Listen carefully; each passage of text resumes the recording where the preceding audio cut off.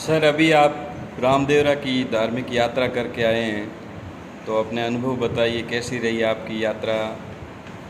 सबसे पहले तो मैं आप सभी को बहुत बधाई देना चाहता हूँ कि जोधपुर की महारानी हेमलता राजे जी और सेनाचार्य अखिलानंद जी के नेतृत्व में सर्वधर्म को जोड़ने के लिए, नारी शक्ति को बढ़ावा देने के लिए और हमारे 36 कौम का आपसी जो भाईचारा वो बना रहे, इसके लिए जो ये यात्रा निकाली गई, उस यात्रा में मुझे भी सहभागी बनने का अवसर मिला। मेरा सौभाग्य रहा कि मैं सेनाचार्य जी के माध्यम से उस यात्रा में गया और बाबा के दर्शन करने का अवसर मिला।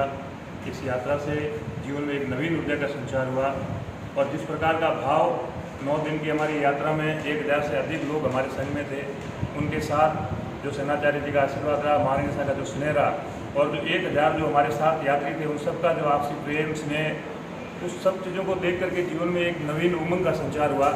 वाकई में इस प्रकार की यात्राएं कहीं न कहीं आज हमारे समाज में जरूरी है।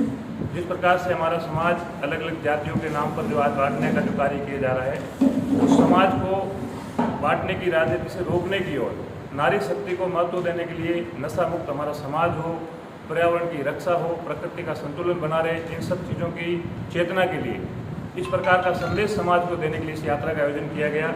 और इस यात्रा में 1000 से अधिक पौधे पूरे रास्ते में सेनाचार्य और महारानी साहब के द्वारा लगाए गए।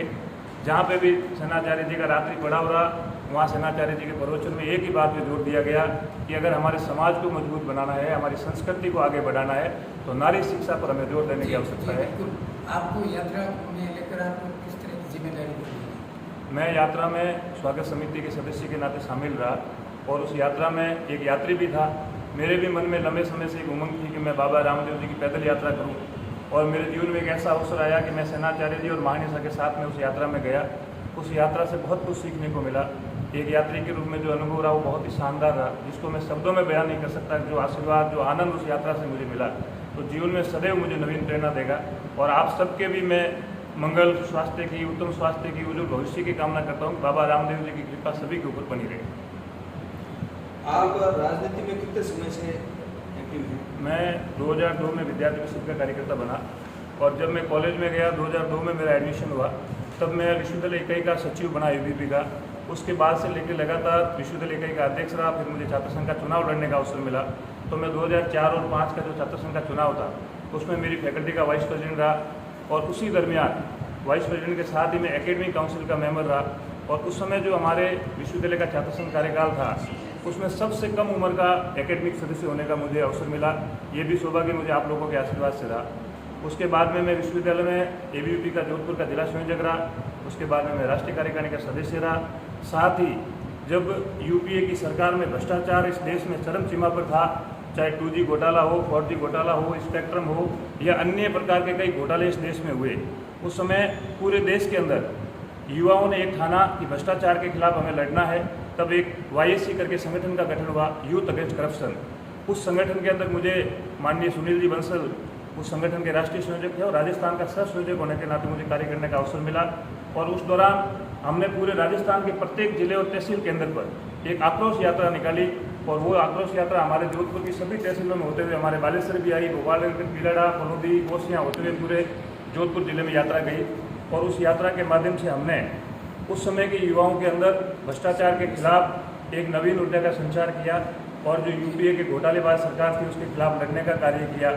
और उसके बाद मैं बिल्कुल एक अगला सवाल मेरा ये है कि शेरगढ़ के अंदर UG से वो PG महाविद्यालय कर दिया, उसमें अभी तक एक टीचर है, उसको लेकर क्या? शेरगढ़ अभी वर्तमान में मैं जैसे कई बार शेरगढ़ गया हूँ, बालेश्वर आया हूँ, यहाँ महाविद्यालय हो गए, अच्छी बात है, लेकिन महाविद्यालय के अंदर आज अगर हम देखें तो शिक्षकों की कहीं ना कहीं कमी नजर आती है। शेरगढ़ में अभी मैं पिछली बार गया तो मैंने देखा कि वहाँ पे 3 ही शिक्षक कार्यरत हैं। 25-26 का जब पद स्वीकृत है और वहाँ पे 3 लोग अगर कार्य कर रहे हैं, तो हम कल्पना कर सकते हैं कि किस प्रकार हमारी शिक्षा का स्तर होगा। आज सबसे जरूरी है हमारे समाज में शिक्षा, और शिक्षा की ये स्थिति है कि हमारे लिए पढ़ाने के लिए स्टाफ नहीं है, तो हमारे समाज के युवाओं को शिक्षा कौन देगा? शिक्षा के मंदिर में युवा जाता है और उसको ये पता चलता है कि मेरे यहाँ पढ़ाने के लिए गुरुजी नहीं है, लेक्चरर नहीं है, स्टाफ नहीं है, तो ये बड़ी दयनीय स्थिति है। अगर हम सब लोगों को मिलकर के कोई आवाज़ उठानी चाहिए तो शिक्षा के प्रति उठानी चाहिए। अगर हमारे समाज को आगे बढ़ाना है, हमारे प्रदेश को आगे बढ़ाना है, हमारे शेरगढ़ क्षेत्र को आगे बढ़ाना है, तो सबसे जरूरी उसका अहम हिस्सा है वो शिक्षा है।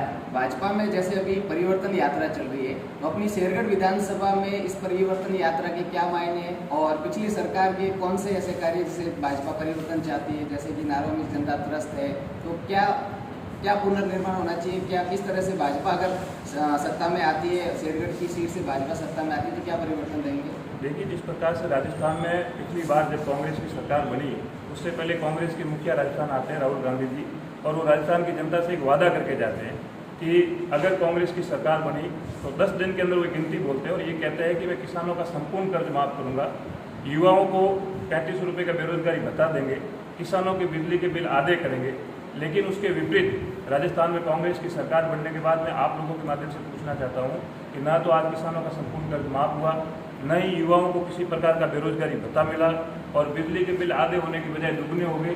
फ्यूल सरचार्ज के नाम पे हम लोगों से अधिक वसूली की गई।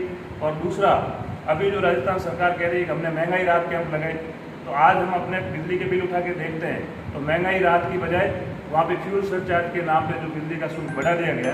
इस प्रकार की अनेक कांग्रेस सरकार की विफलताएं हैं। और आज विशेष करके जो युवा वर्ग राजस्थान सरकार के